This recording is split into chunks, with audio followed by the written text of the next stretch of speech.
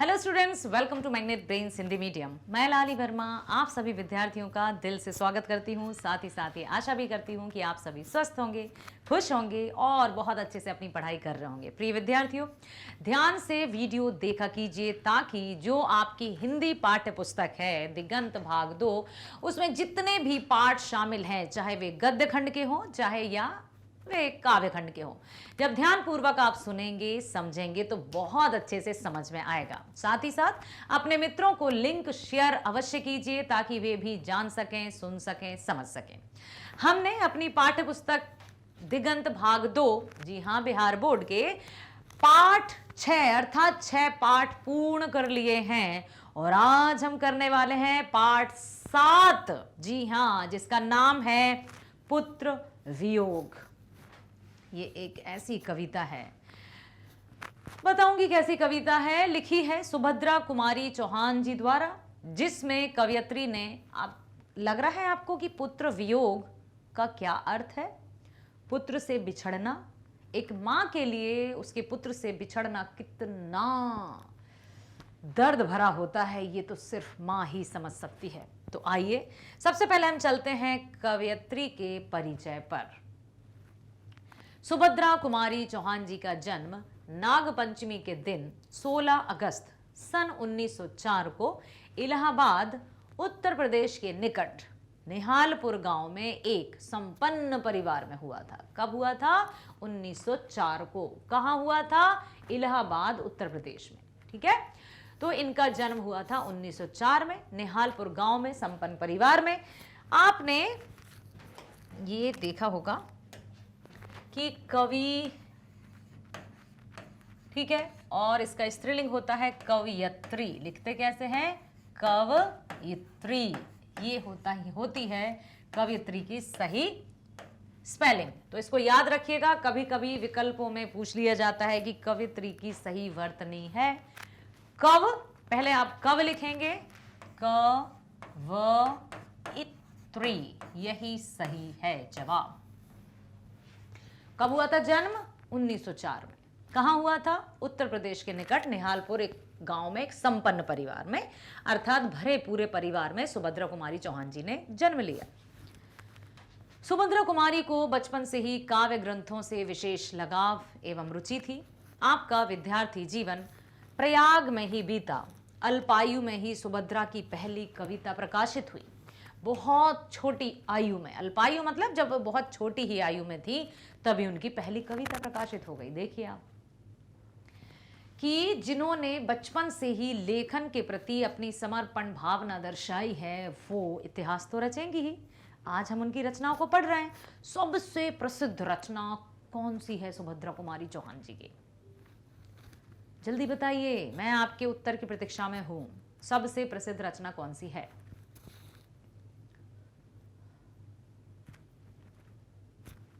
झांसी की रानी कहा क्या किसी ने? वाओ, बहुत बढ़िया, वेरी गुड। अपने नाम के साथ कमेंट और कर दीजिए। सुभद्रा और महादेवी वर्मा दोनों बचपन की सहेलियां थी। सुभद्रा कुमारी का विवाह खंडवा मध्य प्रदेश निवासी ठाकुर लक्ष्मण सिंह के साथ हुआ। इनका विवाह खंडवा अर्थात मध्य प्रदेश निवासी ठाकुर लक्ष्मण सिंह के साथ इनका विवाह हुआ। पति के साथ वे भी महात्मा गांधी जी के आंदोलन में जुड़ गई और राष्ट्र प्रेम पर कविताएं लिखने लगी। सिंहासन हिल उठे, राजवंशों ने भ्रुकुटी तानी थी, बूढ़े भारत में भी आई फिर से नई जवानी थी, चमक उठी सन 57 में। बात की गई है उनकी कविता में 1857 के प्रथम स्वतंत्रता संग्राम की। चमक उठी सन 57 में, वह तलवार पुरानी थी, बुंदेले हर बोलो के मुंह, हमने सुनी कहानी थी, खूब लड़ी मर्दानी, वह तो झांसी वाली रानी थी। तो चूंकि उनके जो पति थे वे भी आंदोलनों से जुड़े हुए थे, तो पति के साथ महात्मा गांधी के साथ वे भी आंदोलन से जुड़ गईं और राष्ट्र प्रेम पर कविताएं करने लगीं। जिस तरह का आसपास का माहौल होता है, रचनाओं पर वो प्रभाव स्पष्ट दिखाई देता है। सुभद्रा जी को प्रायः उनके काव्य के लिए ही जाना जाता है, लेकिन उन्होंने राष्ट्रीय आंदोलन में भी सक्रिय भागीदारी की और जेल यात्रा के पश्चात 3 कहानी संग्रह भी प्रकाशित किए हुए उनके। कब के बाद? जेल भी गई वे। बिखरे मोती, याद रखना, बहुत बहुत बहुत महत्वपूर्ण है। उनकी रचनाएं पूछ ली जाती हैं। सुभद्रा कुमारी की चौहान की रचना कब प्रकाशित हुई? बिखरे मोती, सन 1932। कौन सी रचना? बिखरे मोती। कब प्रकाशित हुई? 1932 में। किसकी रचना? सुभद्रा कुमारी चौहान की। कब? जब वे जेल यात्रा के जेल यात्रा के पश्चात। दूसरी है उन्मादनी, ये कब हुई? 2 साल बाद, अर्थात 1934। फिर तीसरी है सीधे सादे चित्र, जो कि हुई सन 1947 में प्रकाशित, जब भारत देश स्वतंत्रता प्राप्ति की ओर बढ़ चुका था, और या कहें कि कर चुका था। तो सीधे सादे चित्र सन 1947 में प्रकाशित हुई। अब बताइए पहली कौन सी है? बिखरे मोती। ठीक, कब हुई? 1932 में। फिर कौन सी है? उन्मादिनी। उन्मादिनी 1934 में। फिर कौन सी हुई? बिखरे मोती, नहीं सॉरी, फिर हुई, क्या हुई? सीधे सादे चित्र, ये हुई 1947 में। ठीक है, ये प्रकाशित हुई। इन वर्षों में महादेवी की 3 प्रमुख रचनाएं, बिखरे मोती, उन्मादिनी, सीधे सादे चित्र। निधन 15 फरवरी 1948 को एक सड़क दुर्घटना में आपका निधन हुआ। तो देखिए, बहुत कम आयु की थी। 1904 में तो जन्म ही हुआ था, 1948 में निधन हो गया। कितने साल जी? केवल 44 वर्ष, 44 इयर्स, यंग एज कहा जाता है। तो इतनी कम आयु में उनका निधन भी हो गया, और इतनी ही कम आयु में वे इतिहास भी रच गईं। चलते हैं उनकी रचना पुत्र वियोग, उनकी कविता पुत्र वियोग की तरफ, जिसमें उन्होंने अपने पुत्र के साथ बिछड़ने की अपनी मनोदशा का बहुत ही भावनात्मक या फिर संवेदनात्मक वर्णन किया है। एक माँ के लिए पुत्र का बिछड़ना उसे जीते जी मार डालता है। चलिए देखते हैं। पुत्र वियोग कविता मुकुल काव्य से संकलित है, जिसमें देखो कवियत्री लिखा है, इसको ध्यान से देखिए। कभी कभी गलत लिखा जाए तो आप उसको बिल्कुल कैच आउट कर सकते हैं कि कवियत्री यही सही है। जिसमें कवियत्री सुभद्रा कुमारी चौहान एक माँ की पीड़ा को, पीड़ा मतलब दर्द, दुख, दर्द, ठीक है। सुभद्रा कुमारी चौहान ने पुत्र वियोग में एक माँ की पीड़ा को बताया है, जिसे हमेशा अपने सीने से लगा कर रखा है, जिसके चेहरे पर जरा सी भी उदासी को देख रात रात भर सोती नहीं थी, जिसके लिए उन्होंने स्वयं पर लिखा है ये, जिसके लिए वे ना जाने कितने सारे देवी देवताओं को प्रसाद चढ़ाया, उनके आगे अपना शीश नवाया। महादेवी वर्मा जी ने यहाँ पर अपने मनोभावों को व्यक्त किया है पुत्र वियोग कविता के माध्यम से। अब वह मुझसे दूर हो गया, मैंने उसे खो दिया, मैं अपने मन को कैसे मनाऊं, उसकी याद में मेरे हृदय तड़प रहा है, मुझे एक पल को भी शांति नहीं है। तो एक माँ के लिए पुत्र का बिछड़ना सबसे बड़ा दुख होता है। मेरा बेटा एक बार मेरे पास आ जाए तो मैं उसे सीने से लगा लूं, मैं उसे प्यार से समझाती कि उसके भाई बहन भूल सकते हैं, उसके पिता उसे भूल सकते हैं, लेकिन माँ जिसने 9 महीने अपनी कोख में उसको रखा है, वो कभी उसको नहीं भूल सकती। जो रात दिन उसके साथ रहती है, वह अपने मन को कैसे समझाए कि उसका बेटा मर चुका है। वह कभी लौट कर नहीं आएगा, बहुत कठिन है उसको समझाना। पुत्र वियोग कविता में कवयित्री ने बहुत ही वेदना से इस कविता की रचना की है। पढ़ते हैं कविता। हाँ, आज दिशाएं भी हंसती हैं, आज दिशाएं भी हंसती हैं, है उल्लास विश्व पर छाया। आज दिशाएं भी हंसती हैं, है उल्लास विश्व पर छाया। मेरा खोया हुआ खिलौना अब तक मेरे पास ना आया। यहाँ पर खिलौना अर्थात बच्चा या फिर बेटा, ठीक है। बड़े छोटी जो मात्रा है उसको मैं सही से कर देती हूँ। तो आज दिशाएं भी हंसती हैं, है उल्लास विश्व पर छाया। मेरा खोया हुआ खिलौना अब तक मेरे पास ना आया। प्रस्तुत पंक्ति हमारी पाठ्य पुस्तक दिगंत भाग 2 की पुत्र वियोग कविता से ली गई है। यह है मुकुल काव्य से संकलित है। इन पंक्तियों के द्वारा कवयित्री सुभद्रा कुमारी चौहान जी कहती है कि आज चारों दिशाओं में, पूरे विश्व में उल्लास छाया हुआ है, लेकिन मेरा खोया हुआ खिलौना, मेरा बेटा अब तक मेरे पास नहीं आया है। इसलिए ये उल्लास, ये आनंद मेरे किसी काम का नहीं। शीत न लग जाए इस भय से, नहीं गोद से जिसे उतारा। शीत मतलब ठंडक या सर्दी ना लग जाए, तो मैंने अपने उस बेटे को कभी अपनी गोद से नहीं उतारा। शीत न लग जाए इस भय से, नहीं गोद से जिसे उतारा। छोड़ काम दौड़ कर आई, माँ कहकर जिस समय पुकारा। जब भी वो आया माँ माँ, तो सारे काम काज छोड़कर उसके पास दौड़ी चली आई। यहाँ पर माँ के जो हृदय की वेदना है, माँ की ममता भरी जो बातें हैं, उनको कवयित्री ने कविता के माध्यम से पिरोया है। तो यहाँ पर कहती हैं कवयित्री कि मेरे बेटे को ठंड ना लग जाए, इस डर से मैंने कभी उसे अपनी गोद से नहीं उतारा। उसने जब भी मुझे माँ कहकर पुकारा, मैंने उसी समय अपने सभी काम छोड़कर मैं उसके पास आ गई।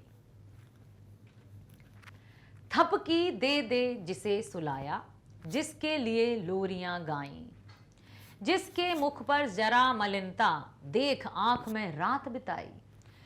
थपकी दे दे जिसे सुलाया, माँ बहुत प्यार से थपकी दे देकर सुलाती है। लोरी जैसे नहीं है, प्यार भरे पंख लिए झूला झूला जाना, नन्ही परी सोई हुई हवा धीरे आना, प्यार भरे पंख लिए लोरी सुना जाना। तो एक माँ अपने बच्चे को लोरी गाकर सुनाती है, बहुत प्यार से थपकी दे देकर सुलाती है, और इस तरह से उसकी ममता, पूरा का पूरा प्यार उस पर उड़ेल देती है माँ अपने बच्चे पर, जिसके लिए लोरियां भी गाती है, जिसके मुख पर जरा सी मलिनता, जब भी अपने बच्चे के मुख पर जरा सा दुख उसे दिखाई देता है ना, तो उसको देखकर पूरी रात जागने को तैयार होती है कि क्या हुआ। उसके दुख में कभी वो सो नहीं पाती है कि दुखन लागी है माँ तेरी अखियां, मेरे लिए जागी है तू सारी सारी रतियां, मेरी निंदिया पे अपनी निंदिया भी तूने वारी है ओ माँ। यही माँ की ममता को दिखाया है। तो कवयित्री कहती हैं कि जिस बेटे को थपकी दे देकर सुलाया, जिसके लिए लोरियां गाई, जिस बेटे को दुखी देखकर मैं रात भर नहीं सोई, जिसके लिए भूल अपनापन पत्थर को भी देव बनाया, कहीं नारियल दूध बताशे, कहीं चढ़ाकर शीश नवाया। कितनी मिन्नतों के बाद, कितनी प्रार्थनाओं के बाद, कितना सिर पटकने के बाद मुझे पुत्र रत्न की प्राप्ति हुई, जिसके लिए भूल अपनापन पत्थर को भी देव बनाया। हर मंदिर के दरवाजे पर हर पत्थर, मतलब जहां जहां जिसने कहा उसके लिए मैं गई कि मुझे पुत्र रत्न की प्राप्ति हो। कवयित्री कहती हैं कहीं नारियल चढ़ाए, कहीं दूध बताशे, कहीं कई जगह अनगिनत जगह शीश नवाया।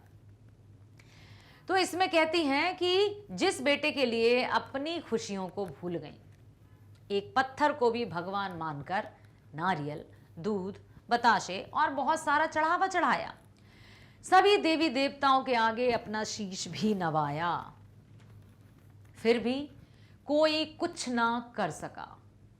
अब वो कह रही हैं कि ना वो देव, ना वो पत्थर, ना वो पूजा किसी काम की नहीं गई। क्यों? फिर भी कोई कुछ कर ना सका, छिन ही गया खिलौना मेरा। इतनी मैंने प्रार्थनाएं की, इतनी मैंने माथा पटका, प्रार्थनाएं की, लेकिन किसी ने कुछ नहीं किया। छिन ही गया खिलौना मेरा, मैं असहाय विवश बैठी ही रही, उठ गया छोना मेरा। तो कवयित्री कहती है कि किसी ने भी मेरी सहायता नहीं की, मेरा बेटा मुझसे छिन गया, मैं कुछ नहीं कर पाई, विवश बैठी रही और मेरा बेटा मुझसे दूर चला गया। तड़प रहे हैं विकल प्राण ये, अब उसके बिना मेरे प्राण, मतलब प्राण ही नहीं निकल पा रहे हैं, बाकी तड़प रहे हैं, कुछ भी समझ में नहीं आ रहा है, इतना व्याकुल मन हो गया है, मुझको पल भर शांति नहीं है, जरा सा भी चैन, जरा सा भी सुकून नहीं है। वह खोया धन पा ना सकूंगी, इसमें कुछ भी भ्रांति नहीं है। अब उनका बेटा उनसे दूर चला गया हमेशा के लिए, अब उनके मन को पल भर की भी शांति नहीं है, चाहे कितना भी धन उसके बदले मेरे घर आंगन में आ जाए, सुख संपत्ति आ जाए, लेकिन मेरे मन को सुख या शांति नहीं पहुंचा सकता। कवयित्री कहती हैं कि मेरा हृदय तड़प रहा है, मुझे एक पल की भी शांति नहीं है, मुझे कुछ भी नहीं भाता, मैं अपना खोया हुआ धन, अपने बच्चे को पुनः नहीं पा सकती हूं। फिर भी रोता ही रहता है, नहीं मानता मेरा मन, मुझे पता है कि मेरा खिलौना मुझसे बहुत दूर चला गया है और अब वो मेरे पास नहीं आएगा, लेकिन मेरा मन ये मानने को तैयार ही नहीं होता कि वो अब कभी नहीं आएगा। बड़ा जटिल नीरस लगता है, सूना सूना जीवन मेरा। कवयित्री कहती है कि मेरा मन नहीं मानता है, मुझे मेरा जीवन सूना सा लगता है, नीरस लगता है, मेरा मन अपने बच्चे के लिए रोता ही रहता है, तड़पता ही रहता है। यह लगता है एक बार यदि पल भर को उसको पा जाती, ऐसा लगता है काश काश वो एक पल के लिए मेरे पास आ जाए, मैं उसे अपने सीने से लगा लूं, जी से लगा प्यार से सर, सहला सहला उसको समझाती, काश काश कि वो एक पल के लिए मेरे पास आ जाए। मेरा मन करता है कि एक बार यदि अपने बेटे को गले से लगा पाती तो उसे प्यार से उसके सिर को सहलाकर उसको समझाती कि तू मेरे पास रहे। मेरे भैया मेरे बेटे, अब माँ को छोड़, अब माँ को यूं छोड़ ना जाना, बड़ा कठिन है बेटा खोकर माँ को अपना मन समझाना। ये मुकुल महाकाव्य से संकलित है और पंक्ति में कवयित्री सुभद्रा कुमारी चौहान जी कहते हैं कि मेरे बेटे अब अपनी माँ को छोड़कर कहीं मत जाना। एक माँ के लिए बहुत कठिन होता है अपने बच्चे को खोकर अपने मन को समझाना। ठीक है, भाई बहन भूल सकते हैं, पिता भले ही तुम्हें भुलावे। भाई बहन भी भूल सकते हैं, पिता भी तुम्हें भुला सकते हैं, किंतु रात दिन की साथिन माँ कैसे अपना मन समझावे। जिसने 9 महीने कोख में रखा है, वो जिसके कलेजे का टुकड़ा है, वो अपने पुत्र को कैसे भूल सकती है। तो ये उनके काव्य मुकुल काव्य से संकलित है और पंक्तियों के द्वारा कवयित्री जी कहती हैं कि तुम्हारे भाई बहन तुम्हें भूल सकते हैं, तुम्हारे पिता भी तुम्हें भुला सकते हैं, लेकिन जो माँ तुम्हें 9 महीने अपने गर्भ में पालती है, जो रात दिन तुम्हारे साथ रहती है, अपने मन को वो कैसे समझाए। उसका बेटा अब इस दुनिया में नहीं रहा है। तो माँ के मन की व्यथा को कवयित्री ने इसके माध्यम से, कविता के माध्यम से व्यक्त किया है। आशा करती हूँ सुभद्रा कुमारी द्वारा रचित ये कविता आपके हृदय को स्पर्श कर चुकी है और इस कविता से संबंधित जो भी प्रश्न कभी आपकी परीक्षाओं में या अचानक से आपकी शिक्षिका कक्षा परीक्षण ले लें तो आप उसके उत्तर अवश्य अच्छे से लिख पाएंगे। प्रिय विद्यार्थियों, बने रहिए हमारे साथ, हम हैं आपके साथ। मिलते हैं नेक्स्ट वीडियो में। स्वस्थ रहिए, खुश रहिए। Bye bye. Thank you so much.